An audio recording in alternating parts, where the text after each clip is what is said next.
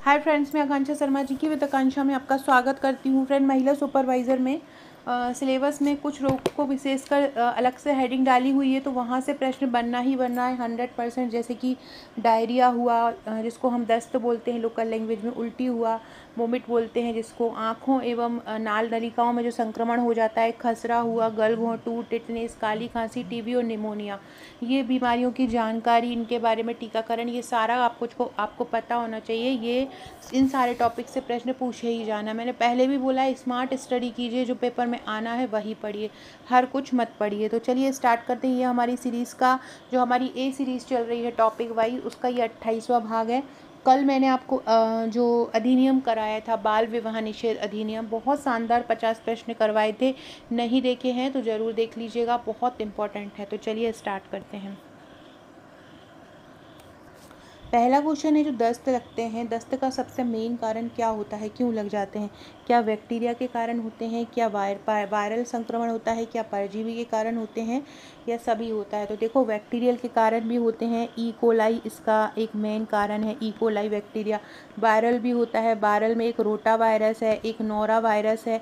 ये दोनों ही वायरल संक्रमण दस्त का कारण बनते हैं। इसके अलावा कोई परजीवी अगर हमारी आंत पर इफेक्ट कर जाता है तो उसके कारण भी दस्त लगते हैं। तो ये तीनों कारण दस्त के प्रमुख हो जाएंगे। तो उपरोक्त सभी इसका आंसर हो जाएगा।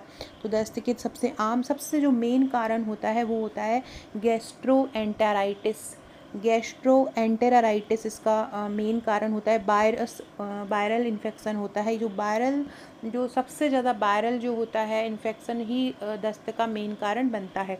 इसके बारे में चलिए थोड़ा सा पढ़ लेते हैं। दस्त का सबसे आम कारण पेट का फ्लू या वायरल गैस्ट्रोएंटेराइटिस है। वयस्कों में दस्त, ये तो बच्चों का हो गया है ना, फ्लू वाला। वयस्कों में, अगर जवान लोगों में भी, जैसे हम लोगों में भी लूज मोशन हो जाता है, तो उसका क्या कारण होता है? उसका कारण होता है नोरो वायरस। नाम याद रखना, नोरो वायरस। दो प्रकार के वायरस होते हैं दस्त के लिए, एक नोरो वायरस होता है और एक रोटा वायरस होता है। नोरो वायरस जो होता है वो वयस्कों में, मतलब बड़े लोगों में दस्त लाता है, और जो रोटा वायरस होता है वो बच्चों में तीव्र दस्त का आम कारण होता है। डायरिया के प्रकार कितने होते हैं अगर आपसे पूछे तो 3 प्रकार के डायरिया होते हैं जो मेन होते हैं। वैसे जनरली 4 होते हैं, 3 डायरिया मेन प्रकार होते हैं। ये सबसे पहला होता है एक्यूट डायरिया। एक्यूट डायरिया क्या होता है कि यह सबसे आम प्रकार का होता है। आमतौर पर इसे इलाज की आवश्यकता नहीं होती है और कुछ दिनों में अपने आप ये सही हो जाता है। कौन सा? Acute diarrhoea. Acute diarrhoea normal दस्त होते हैं, सादा हुए, अपन ने कोई दवाई ववाई नहीं ली और अपने आप ही सही हो गया। परसिस्टेंट डायरिया क्या होता है? दस्त जो है वो 2 से 4 सप्ताह तक लगातार बना रहता है। कितने सप्ताह तक? 2 से 4 सप्ताह तक जो बना रहे उसे क्या बोलते हैं? परसिस्टेंट। और ये जो होता है एक्यूट डायरिया 1-2 दिन में ही खत्म हो जाता है। इसके बाद क्रोनिक डायरिया होता है। क्रोनिक क्या होता है कि जैसे कि दस्त हुए, 4-5 दिन हुए, ठीक हो गया, फिर पता चला फिर 6-8 दिन बाद फिर होने लगे, तो मतलब बार बार वापस आ जाता है और 4 सप्ताह से अधिक का समय लेता है। ये ज़्यादा सबसे खतरनाक होता है क्रोनिक वाला। और एक्यूट वाला है जो सामान्यतः सभी लोगों में होता ही है, वो बच्चों में ही आमतौर पर पाया ही जाता है। कभी कोई डोज ज़्यादा लग गया, डोज नुकसान हो गया, तो ये जो है मेन होता ही है। तो एक्यूट जो होता है वो सबसे सिंपल होता है, क्रोनिक जो होता है खतरनाक होता है। एक्यूट दस्त कितने दिनों तक रहता है? 1 से 2 दिन, 3 से 7 दिन, 10 से 12 या 15 से 20 दिन। तो एक्यूट जो दस्त रहता है वो 3 से 7 दिन तक रहता है। कितने दिन तक रहता है एक्यूट जो दस्त होता है? एक्यूट दस्त 3 से 7 दिन तक का उसका समय रहता है। 3 से 7 दिन ये चलता है। अगला है, दस्त की स्थिति में शरीर में किसकी कमी हो जाती है? प्रोटीन की, इलेक्ट्रोलाइट्स की, विटामिन्स की या कैल्शियम की? तो प्रोटीन की नहीं हो। कुपोषण जो है, प्रोटीन ऊर्जा कुपोषण है, कुपोषण का कारण बनता है। विटामिन भी नहीं होगा, कैल्शियम भी नहीं होगा। इलेक्ट्रोलाइट्स की कमी हो जाती है क्योंकि तरल निकल जाता है इस तरह। इलेक्ट्रोलाइट्स वो होते हैं जो हमारे शरीर को तरलता प्रदान करते हैं, हमारे शरीर के तरल और ठोस में एक संतुलन प्रदान करते हैं, उनको इलेक्ट्रोलाइट्स बोलते हैं। और दस्त अगर हो जाते हैं तो शरीर में से इन इलेक्ट्रोलाइट्स की कमी हो जाती है। फ्रेंड्स, कुपोषण के लिए मैंने एक बहुत शानदार वीडियो बनाया है और उसकी लिंक मैं डिस्क्रिप्शन बॉक्स में डाल दूंगी। उसमें कुपोषण को बहुत अच्छे से समझाया है, कुपोषण क्या है, कुपोषण के मापक क्या है, इन सारा बहुत अच्छे से समझाया है। तो सारे लोग उसको अच्छे से वहाँ से पढ़ लीजिएगा। जैसे कुपोषण वाला टॉपिक आपका वो पढ़ लेंगे, आपका पूरा कुपोषण कंप्लीट हो जाएगा। क्या मरासमस होता है, क्या क्वाशियोरकर होता है, और जो उनके वर्गीकरण है, गोमेज वर्गीकरण, वाटरलू वर्गीकरण, ये सारा मैंने वहाँ पे पढ़ाया है, तो उसको पढ़ लीजिएगा। डिस्क्रिप्शन बॉक्स में जस्ट वीडियो के नीचे उसकी लिंक दे दूँगी। इलेक्ट्रोलाइट्स क्या होता है, जो आपके शरीर में तरल पदार्थों के संतुलन को बनाए रखता है। और क्या काम करता है ये, इसके अलावा जो ऐसी चीज़ें जो कि शरीर को तरलता प्रदान करती हैं, उन प्रक्रियाओं में महत्वपूर्ण भूमिका अदा करता है। शरीर में इलेक्ट्रोलाइट की अगर कमी हो जाए तो क्या होता है, थकान होती है, सिर दर्द होता है, अनियमित या तेज हृदय गति होती है, जो अतलता की होती है, मतलब शरीर में तरल पदार्थ नहीं रहता। मांसपेशियों में ऐंठन होती है और ऐंठन या कमजोरी होती है, किसकी कमी से, जब इलेक्ट्रोलाइट्स की कमी हो जाती है, मतलब शरीर से पूरे तरल पदार्थ जब दस्त के माध्यम से निकल जाते हैं। वायरल दस्त का सबसे मेन कारण क्या है, वायरल दस्त किसके कारण होता है। देखो, हर्पीज़ वायरस तो एक प्रकार का संक्रमण है जो कि मुंह में छाले उत्पन्न करता है, जनन अंग में छाले उत्पन्न करता है, उसको हम हर्पीज़ रोग बोलते हैं। ये ह्यूमन इम्यूनो वायरस है, ये एड्स का कारण बनता है, हेपेटाइटिस बी का कारण बनता है। जो रोटा वायरस है वो बच्चों में वायरल दस्त का सबसे आम कारण है। रोटा वायरस की वैक्सीन भी दी जाती है। 2 प्रकार की वैक्सीन जो वैक्सीन है वो 2 प्रकार से दी जाती है, एक रोटाटैक और रोटारिक्स। एक रोटाटैक्स दी जाती है और एक रोटारिक्स दी जाती है। 2 वैक्सीन भी रोटा वायरस के लिए दी जाती है।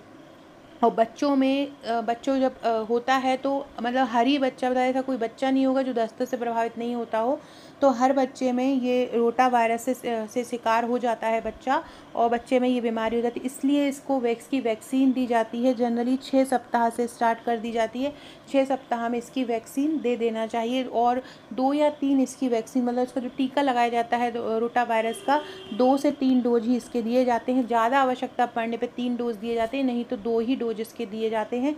इसके अलावा जो रोटा टैक होता है इसके 2 दिए जाते हैं, और रोटा जो रैक होता है उसके कितने दिए जाते हैं, उसके 3 दिए जाते हैं। रोटा रेक्स के जो खुराक होती हैं वो रोटा रैक्स जो होती है वो कितनी खुराकों में होता है, 2 खुराकों में होता है। रोटोटैक जो होता है वो 3 खुराकों में होता है। इसके बारे में मैं आपको आगे बढ़ा देती हूँ। रोटा वायरस बच्चों में होता है, अतिसार का प्रमुख कारण है। जो दस्त होते हैं उसको अतिसार ही बोला जाता है। क्या बोला जाता है, अतिसार ही बोला जाता है। और यह डबल स्टैंडर्ड आरएनए विषाणु की एक जाति होती है। लगभग 5 वर्ष की आयु में विश्व के लगभग सभी बच्चे रोटा वायरस से कम एक बार अवश्य शिकार होते हैं। बच्चों को रोटा वायरस की वैक्सीन की 2 या 3 खुराक देना चाहिए। यह वैक्सीन के ब्रांड पर निर्भर करता है। कोई जो अच्छी वैक्सीन होती है वो 2 खुराकों में ही बहुत अच्छा फ़ायदा दे देती हैं, और कुछ वैक्सीन ऐसी होती हैं जिनकी 3 खुराकों की आवश्यकता होती है। पहली खुराक 15 सप्ताह की आयु से पहले दे देना चाहिए, मतलब 6 सप्ताह के बाद रोटा वायरस की जो वैक्सीन है वो दे देना चाहिए। और अंतिम खुराक 8 महीने की उम्र तक दे देना, मतलब 8 महीने के बाद ऐसा बोला जाता है कि रोटा वायरस की वैक्सीन नहीं दी जाती है। क्यों नहीं दी जाती, क्योंकि 8 महीने के बाद हमारी आंतें जो रहेंगी वो बहुत ज़्यादा मजबूत हो जाती हैं और वो उसको नहीं पचा पाएंगी। इसलिए जो आंतें उसको नहीं पचा पाएंगी उस वैक्सीन को, तो इसी कारण 8 महीने के बाद इस वैक्सीन को देने मना किया जाता है। 6 सप्ताह से 8 महीने के पहले इसकी दोनों वैक्सीन लग जाना चाहिए। 2009 से WHO ने सिफारिश की है कि सभी राष्ट्रीय शिशु बाल टीका कार्यक्रमों में रोटा वायरस वैक्सीन को शामिल किया जाना चाहिए। ये डेट याद रखना, ये पूछ सकते हैं कि रोटा वायरस वैक्सीन को टीकाकरण में कब से शामिल किया गया है, तो 2009 से किया गया। और ये भी याद रखना, ये ओरल दी जाती है। 2 ही ऐसे टीके हैं, 2 ही ऐसी वैक्सीन हैं जो मौखिक रूप से दी जाती हैं। एक तो पोलियो की वैक्सीन, जो ओरल पोलियो वैक्सीन होती है, OPV जिसको बोलते हैं, उसकी 2 बूंद दी जाती है, और इसकी 5 बूंद दी जाती है। रोटा वायरस की कितनी दी जाती है, इसकी 5 बूंद दी जाती है, और उसकी कितनी दी जाती है OPV की, उसकी 2 बूंद दी जाती है। दोनों रोटा वायरस टीके शिशु के मुंह में बूंदें डालकर मौखिक रूप से दिए जाते हैं। प्रत्येक के लिए खुराक की आवश्यकता होती है। देखो, ये 2 टीके होते हैं, एक होता है रोटाटैक और एक होती है रोटारिक्स। रोटाटैक 3 खुराकों में दिया जाता है, 2 महीने, 4 महीने और 6 महीने। ये रोटाटैक है। रोटा वायरस के ही ये प्रकार हैं जो अलग से इसलिए बनाए गए हैं ताकि जो और दूसरे बच्चों में ये संक्रमण पैदा ना करें। दूसरा है रोटारिक्स।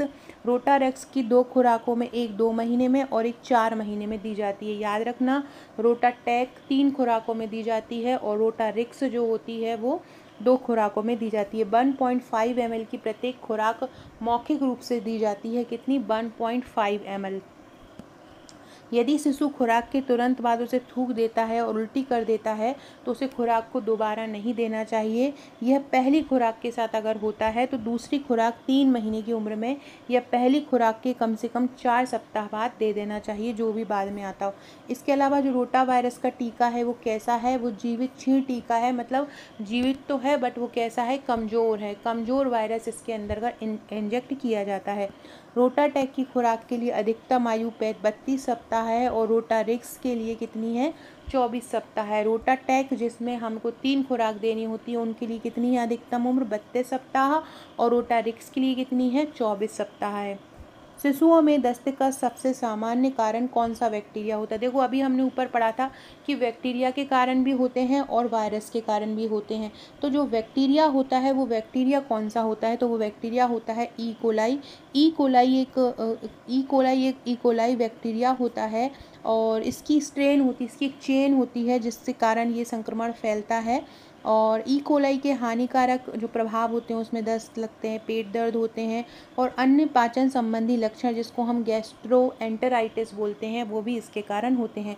तो शिशुओं के दस्त के लिए जो मेन बैक्टीरिया जिम्मेदार होता है वो कौन सा होता है, ई कोलाई होता है। फ्रेंड्स न्यू है चैनल पर तो चैनल को सब्सक्राइब जरूर कीजिएगा। वीडियो अच्छा लगे तो सब लोग लाइक ज़रूर किया कीजिए और अपने ग्रुप में, अपने फ्रेंड सर्कल में वीडियो को शेयर भी कीजिएगा। और न्यू है तो सब्सक्राइब भी कीजिएगा और कमेंट भी कीजिएगा। अगला क्वेश्चन है, दस्त के कारण किसकी कमी से शरीर में निर्जलीकरण होता है। तो कौन सा पदार्थ चला जाता है, क्योंकि हम ओआरएस का घोल पीते हैं दस्त के समय तो किसका, पानी की कमी हो जाती है, क्योंकि पानी जो होता है वो निकल जाता है पूरा बाहर। अगला है oral rehydration solution. Oral rehydration solution जिसको ओआरएस बोलते हैं का उपयोग किसके लिए किया जाता है, दस्त के उपचार के लिए, दस्त के कारण हुए निर्जलीकरण को ठीक करने के लिए, दस्त के संक्रमण को खत्म करने के लिए या दस्त के दर्द को कम करने के लिए। तो ये दिया जाता है दस्त के कारण जो निर्जलीकरण हो जाता है, मतलब शरीर से पानी निकल जाता है, उसको खत्म करने के लिए ये दिया जाता है। ओआरएस में क्या क्या होता है, ओआरएस में एक तो सोडियम क्लोराइड होता है, सोडियम क्लोराइड मतलब NaCl होता है। इसके अलावा इसमें ट्रिसोडियम साइट्रेट होता है, ट्रिसोडियम साइट्रेट भी इसमें पाया जाता है। इसके अलावा पोटेशियम क्लोराइड इसमें पाया जाता है। यह शरीर में पानी, इलेक्ट्रोलाइट, विटामिन और मिनरल्स की कमी को भी पूरा करता है। याद रखना को क्या, ओआरएस का घोल। अब 1 साल से कम उम्र के बच्चों को हर 5 से 10 मिनट में 1 से 2 चम्मच ओआरएस देना चाहिए। मतलब अगर 1 साल से कम उम्र का बच्चा है और उसको दस्त लग रहे हैं तो आप क्या करोगे, उसको ओआरएस का घोल दोगे। तो ओआरएस के कितना घोल देना चाहिए, अगर बच्चा 1 साल से कम उम्र का है तो उसको मतलब 1 से 12 महीने के बीच में किसी भी उम्र का है तो 5 से 10 मिनट में, हर 5 से 10 मिनट में उसको ओआरएस का 1 से 2 चम्मच दे देनी चाहिए। और बच्चा अगर 1 साल से ज़्यादा है तो बच्चों को कुछ घंटों के लिए हर 20 मिनट में आधे से 1 औंस मतलब चम्मच ओआरएस देना चाहिए, अगर बच्चा कैसा हो, 1 साल से ज़्यादा उम्र का हो। पहले 4 घंटे में ओआरएस का खुराक देने का हिसाब है, मतलब पहले 4 घंटे में कैसे ओआरएस देंगे, 75 ml प्रति किलोग्राम बच्चे का वजन, मतलब 75 ml देंगे। अगर बच्चा 1 किलो का है तो 75 ml, 10 किलो का है तो 750 ml, ऐसे इसको दिया जाएगा जो ओआरएस का घोल देना चाहिए। मतलब प्रति किलो बच्चा 75 ml ओआरएस देना चाहिए। आपसे पूछेंगे ओआरएस की कितनी मात्रा दी जानी चाहिए, तो या तो बच्चे का आपको पता हो कि इस उम्र के बच्चे का इतना वजन हो, जैसे बच्चा अगर 1 साल का है तो आपको पता है लगभग 8-9 किलो का बच्चा होगा, तो 8-9 किलो में आप ये 75 का गुणा कर देंगे, जितनी मात्रा आएगी उतना ओआरएस की मात्रा दी जानी चाहिए।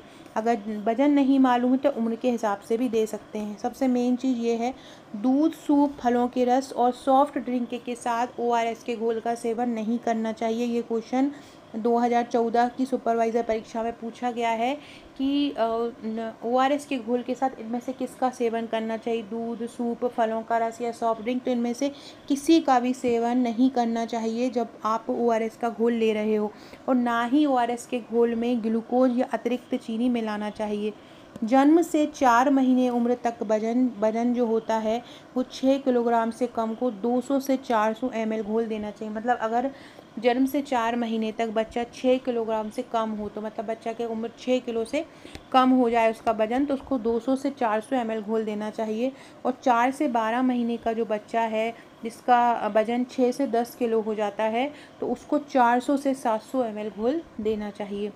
1 से 2 साल तक के या 1 से 2 साल उम्र तक या 10 से 12 किलोग्राम तक को 700 से 900 ml घोल देना चाहिए। और बच्चा अगर 2 से 5 साल का है तो 2 से 5 साल का वजन, बच्चे का वजन 12 से 19 होगा, तो उसको 900 से 1400 मिलीलीटर घोल देना चाहिए। इम्पोर्टेंट ये है कि ये फैक्ट इसलिए याद रखना चाहिए कि ऐसे भी पहचाना जाता है कि बच्चे का अगर रोगी है कि बच्चा अगर हर 4-6 घंटे में पूर्ण तरह से स्वतंत्र रूप से टॉयलेट नहीं जाता है, पूरी तरह से खुलकर उसको टॉयलेट नहीं आती है, तो ये परेशानी वाली बात होती है। मतलब आपसे पूछे कि बच्चे को टॉयलेट कितने हर घंटे में आनी चाहिए, तो 4 से 6 घंटे में उसको टॉयलेट आनी चाहिए। ये एक नियम है कि मतलब ये एक अगर टॉयलेट आ रही है उसको 4-6 घंटा में, मतलब वो स्वस्थ है। और उस टॉयलेट नहीं आ रही है तो उसमें अपसेस नहीं बन रहा है, तो ये उसकी समस्या वाली बात हो जाती है। अगला है दस्त का निदान करने के लिए सबसे उपयोगी परीक्षण कौन सा। देखो, खून की जांच भी की जाती है, मल की जांच भी की जाती है, यूरिन एक्सरे नहीं किया जाता है, लेकिन मल की जांच की जाती है कि कौन सा जीवाणु या कौन सा वायरस जो है आपके शरीर के अंदर घुस गया है जिसके कारण आपको दस्त लग रहे हैं, इसके लिए मल की जाँच की जाती है। और इसी से तो निवारण होगा, तो जहाँ निवारण की बात आएगी वहाँ पर मल की जाँच होगी। खून की जाँच इसलिए करते हैं कि खून की जाँच इसलिए करते हैं क्या कहीं खून में कोई तत्व ऐसा तो नहीं मौजूद है जिसके कारण ये इस प्रकार की समस्या आ गई है। तो लेकिन जो मेन कारण होता है ये वायरस के कारण हुआ है या बैक्टीरिया के कारण, जिसके कारण जिससे हम उसको सही करेंगे उसके लिए मल की जाँच की जाती है। तो इसका आंसर क्या हो जाएगा, मल की जाँच। दस्त का निदान करने के लिए क्या करते हैं, मल का जाँच करते हैं। दस्त का कारण बनने वाली कुछ स्थितियों का पता लगाने के लिए हम खून की जाँच भी करते हैं, जैसे कि रक्त पर कोई किसी का संक्रमण तो नहीं हुआ है, और परजीवियों की जांच के लिए कि कोई परजीवी ने शरीर पर आक्रमण किया, उसके लिए मल की जांच की जाती है। इसके अलावा एक हाइड्रोजन श्वास परीक्षण भी किया जाता है, ये पता करने के लिए कहीं लैक्टोज या फ्रक्टोज शरीर में ज़्यादा तो नहीं हो गए हैं, इसलिए भी उसका टेस्ट किया जाता है। पूर्ण रक्त गणना इलेक्ट्रोलाइट्स की माप और किडनी का फंक्शन के परीक्षण बताने में मदद कर सकते हैं कि आपका दस्त कितना गंभीर है। मतलब अगर रक्त की गणना कर ली तो आप ये पता कर सकते हैं कि आप मतलब किस प्रकार का आपको दस्त है, एक्यूट दस्त है, क्रोनिक दस्त है ना। तो दस्त के प्रकार बताने के लिए आप खून की जांच कर सकते हैं, और निदान करने के लिए क्या करेंगे, मल की जांच आप करेंगे। अगला है दस्त के प्रबंधन के लिए WHO ने किसकी सलाह दी है, ओरल रिहाइड्रेशन सॉल्यूशन मतलब ORS की सलाह दी है। प्रति किलो 75 ml देना चाहिए, ये अभी मैंने ऊपर आपको बताया है।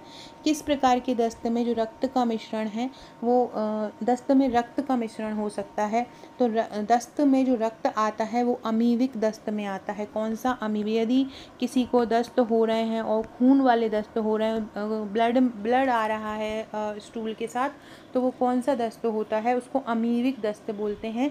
ये एक अमीबो हिस्टोलिटिका नामक एक बैक्टीरिया आता है जिसको एंटो अमीबा हिस्टोलिटिका बोलते हैं, एंटो अमीबा हिस्टोलिटिका बोलते हैं। इसके कारण ये अमीबीय दस्त हो जाता है। क्या बोलेंगे इसको, एंटो अमीबीय हिस्टोलिटिका बोलेंगे। इसके कारण क्या होता है, दस्त में रक्त आ जाता है।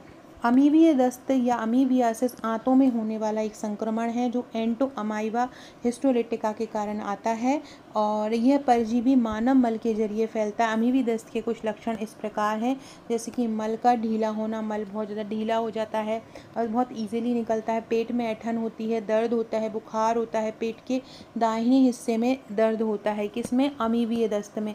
इसके अलावा त्वचा और आँखों का सफ़ेद हिस्सा पीला हो जाता है, लीवर भी बड़ा हो जाता है।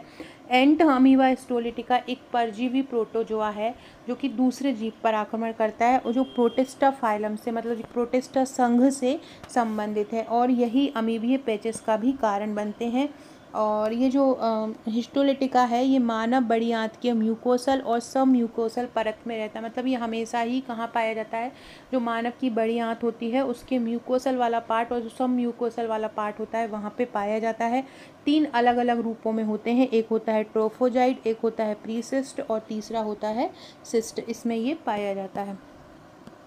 अगला है दस्त के कारण शिशुओं में होने वाली सबसे आम जटिलता क्या है। तो सबसे आम जटिलता है निर्जलीकरण, मतलब जल का पूरी तरह से निकल जाना।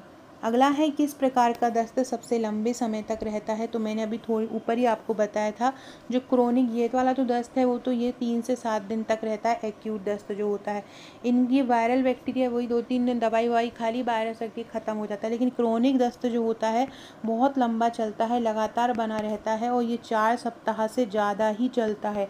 4 सप्ताह से ज़्यादा तो ये मिनिमम है, इसके बाद ये कभी भी बढ़ सकता है।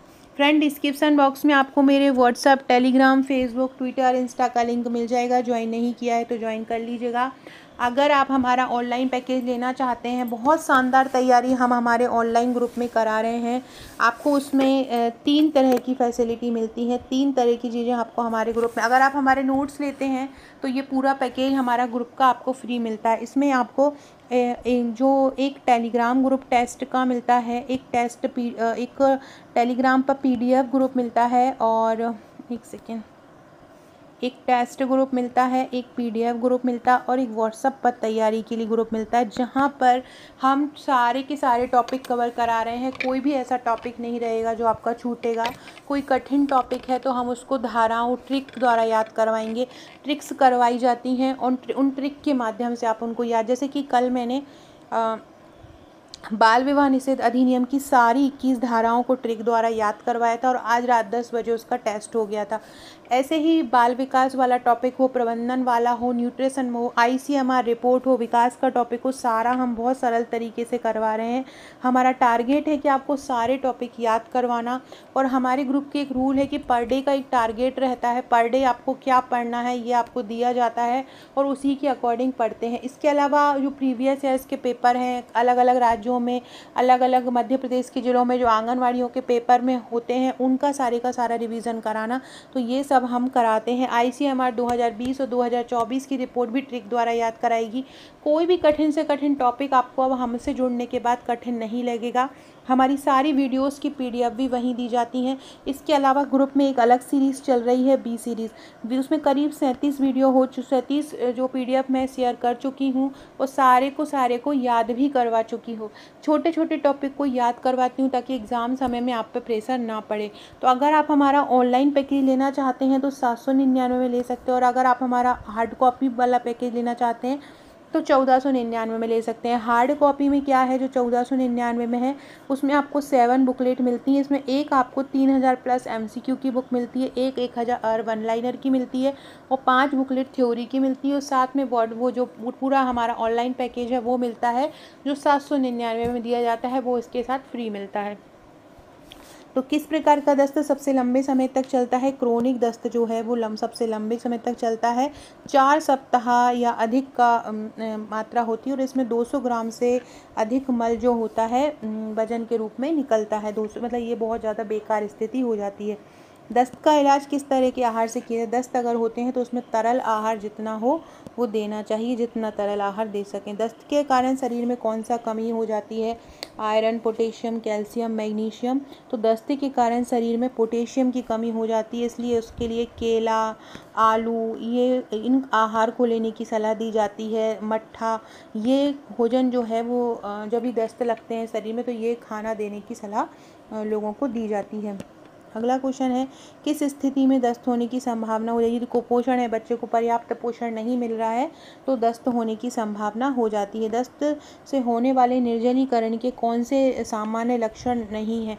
देखो, मुंह सूखता है, बिल्कुल सही है। त्वचा भी ठंडी हो जाती है, आंखें भी धंस जाती है। जब जल की कमी हो जाएगी तो ज़्यादा टॉयलेट कैसे आएगी, तो ये वाला जो है वो गलत हो जाएगा। अगला क्वेश्चन है, किस प्रकार का बैक्टीरिया गंभीर दस्त का कारण बन सकता है। तो गंभीर दस्त का कारण बनता है क्लोस्ट्रीडियम डिफिसाइल। कौन सा? Clostridium difficile. ये बैक्टीरिया है जिसके कारण दस्त होता है और ये डिफिसाइल, याद रखना डिफिसाइल, ये गंभीर दस्त का कारण बनते हैं। और इसके बाद ये विफ़ी बैक्टीरिया तो जो होते हैं वो जो संक्रमण वगैरह है, छाले वगैरह हैं, उनके लिए ज़िम्मेदार होता है।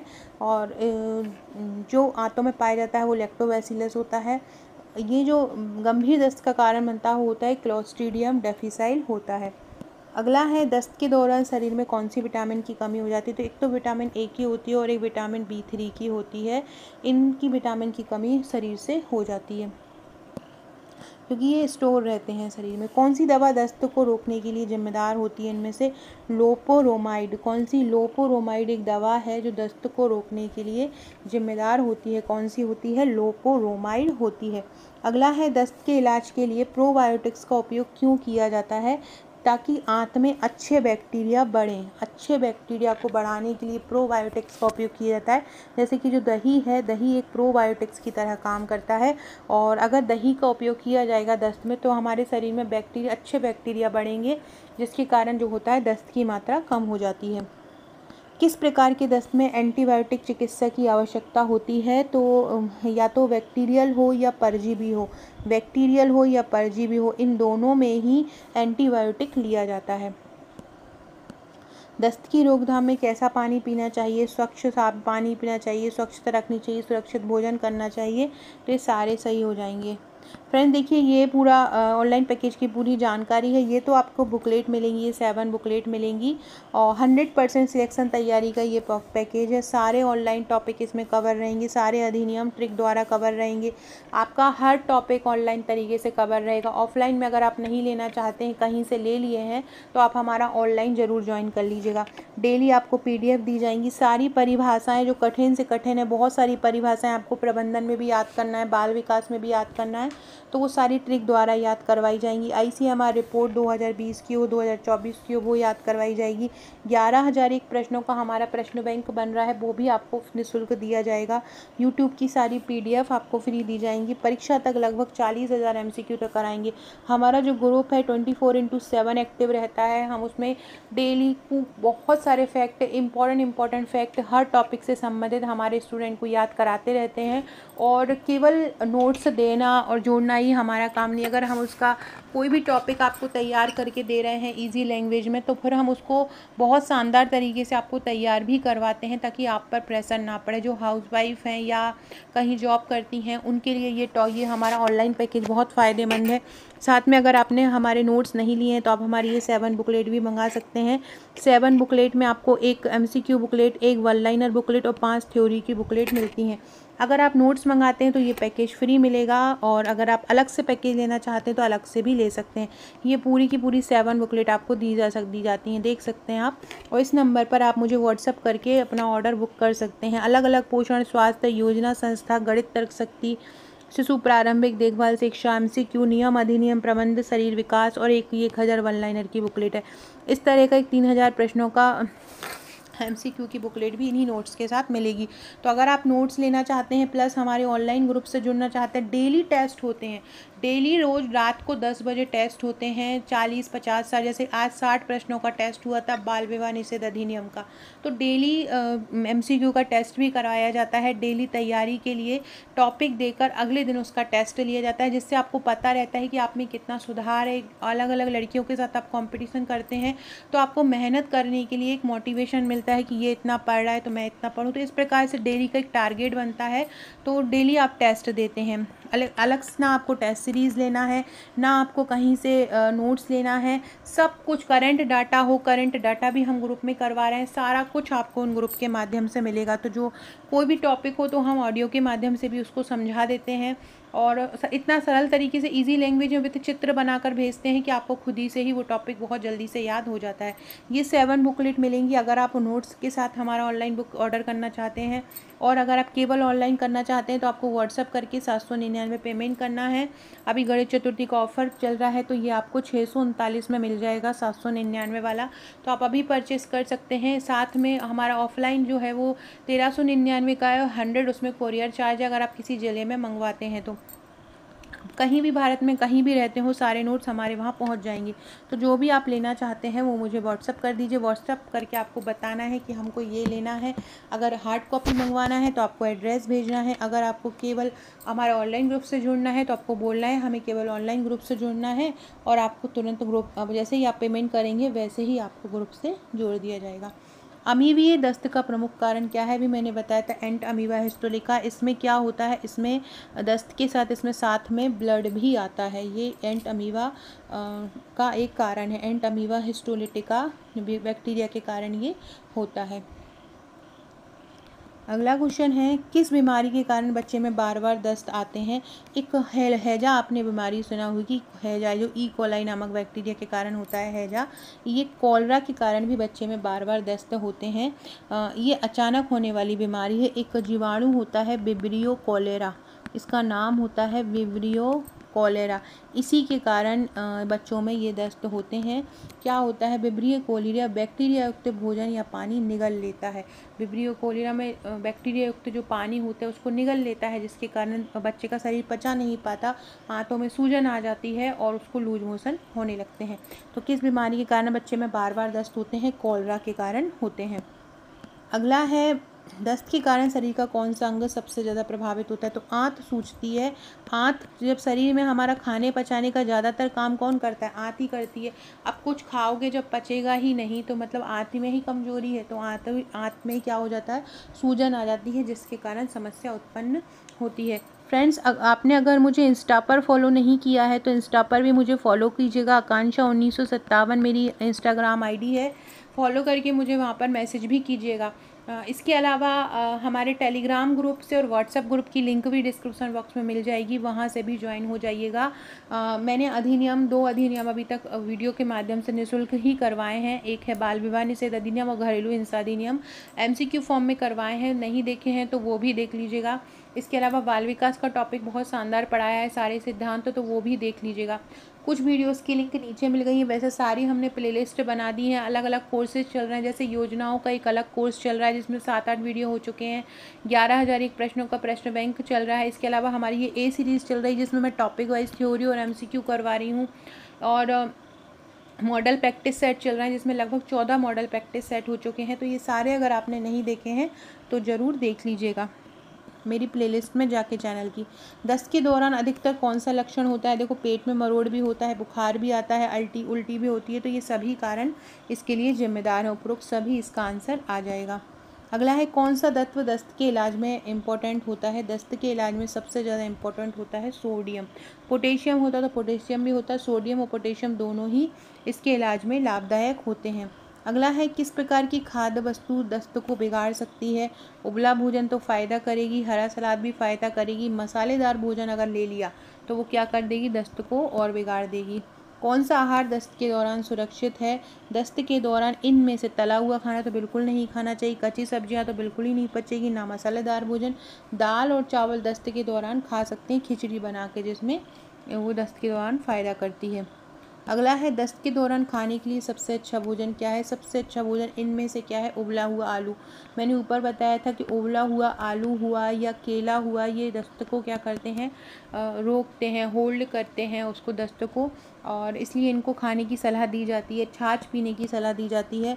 तो इसमें समझ सकते हैं कि केला जो होता है पोटेशियम से भरपूर होता है और इलेक्ट्रोलाइट्स की पूर्ति करता है। इलेक्ट्रोलाइट जो कि हम ORS के रूप में पीते हैं, और ये पेट के लिए हल्के होते हैं। मल त्याग को विनियमित करने मतलब कंट्रोल करने में भी ये मदद करते हैं। एक घुलनशील फाइबर प्रदान करते हैं। आलू भी क्या होता है, फाइबर से समृद्ध होता है, वजन को नियंत्रित करने का काम भी करता है आलू, और हड्डियों को स्वस्थ भी रखता है आलू। लेकिन वो कैसा होना चाहिए, उबला होना चाहिए। नहीं पता चला फ्रेंच फ्राइज़ बना के खा लो दस्त में, तो वो काम नहीं करेगा, उबला आलू करेगा। बच्चों में दस्त के दौरान मुख्य उपचार क्या होता है। अगर बच्चों को दस्त लग गया है तो सबसे मेन होता है ORS और जिंक सप्लीमेंट। एक तो ORS का घोल दिया जाता है और एक जिंक का सप्लीमेंट दिया जाता है। यदि बच्चे की उम्र 6 माह से कम है तो 10 मिलीग्राम जिंक प्रतिदिन दिया जाता है उसको पूरक आहार के रूप में, और अगर बच्चा 6 माह से 5 वर्ष के बीच का है तो उसको 20 मिलीग्राम जिंक की मात्रा दी जाती है। ORS डे हर साल 29 जुलाई को ORS डे मनाया जाता है। कब मनाया जाता है? 29 जुलाई को ORS डे भी मनाया जाता है, याद रखना। 29 जुलाई को ORS डे भी मनाया जाता है। 6 महीने से बच्चे कम को अगर दस्त लग जाते हैं तो उसको 10 मिलीग्राम जिंक सप्लीमेंट दिया जाता है, और 6 महीने से अगर ज़्यादा का है तो उसको 5 वर्ष तक 20 मिलीग्राम का जिंक प्रतिदिन दिया जाता है। इसको ओरल ही रूप से ही दे सकते हैं बच्चों में। अगला है, दस्त के बाद शरीर में पानी की कमी से कौन सा अंग सबसे ज़्यादा प्रभावित होता है? तो जो गुर्दा होता है, जिसको किडनी बोलते हैं, ये प्रभावित होता है, क्योंकि मूत्र जो होता है वो यहीं से ही छनता है। तो यहाँ पानी की कमी हो जाएगी तो ये सबसे ज़्यादा प्रभावित होगा। अगला है, दस्त के बाद होने वाली कमजोरी किस कारण से होती है? तो पानी और इलेक्ट्रोलाइट की अगर कमी हो जाती है तो जिससे कमजोरी उत्पन्न होती है। फ्रेंड्स, वीडियो को लाइक शेयर ज़रूर करते जाइएगा सारे लोग। किस प्रकार का दूध दस्त में फ़ायदेमंद होता है? ताजे गाय का दूध, छाछ, उबला हुआ दूध, बिना गर्म किया हुआ दूध। तो जो छाछ, जिसको हम बटर मिल्क या मट्ठा भी बोलते हैं, ये दस्त में फ़ायदेमंद होता है। क्यों?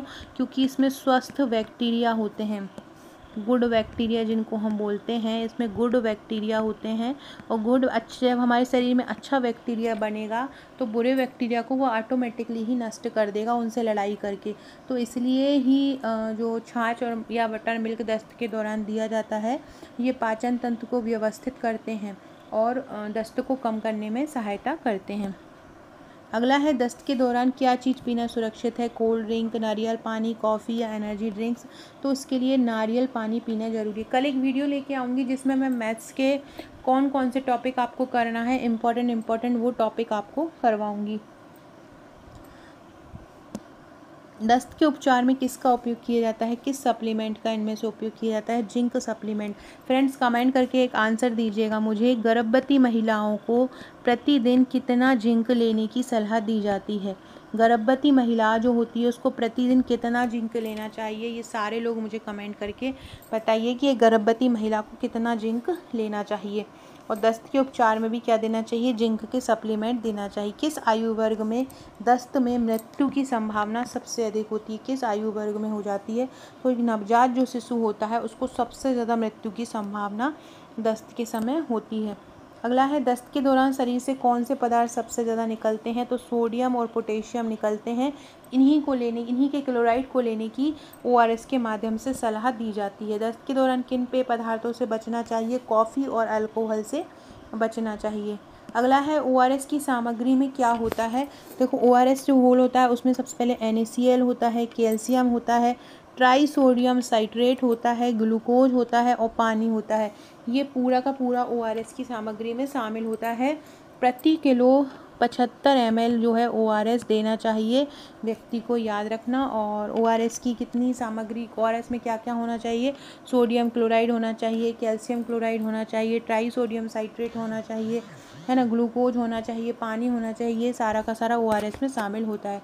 तो फ्रेंड्स, ये था हमारा आज का क्वेश्चन। ये फ्रेंड्स, इस तरह के हमारे नोट्स हैं, बहुत ईजी लैंग्वेज में तैयार किए हुए, पढ़ने में बहुत सरल लगेंगे। सारा के सारे संगठन हुए, योजनाएं हुई, सब कुछ बहुत इजी लैंग्वेज में समझाया गया है। तो अगर आप हमारे नोट्स लेना चाहते हैं, हमारे ग्रुप से जुड़ना चाहते हैं, ऑनलाइन पैकेज लेना चाहते हैं, तो आप मुझे व्हाट्सअप कर सकते हैं। व्हाट्सअप की लिंक आपको नीचे डिस्क्रिप्शन बॉक्स में मिल जाएगी। Okay friends, thank you.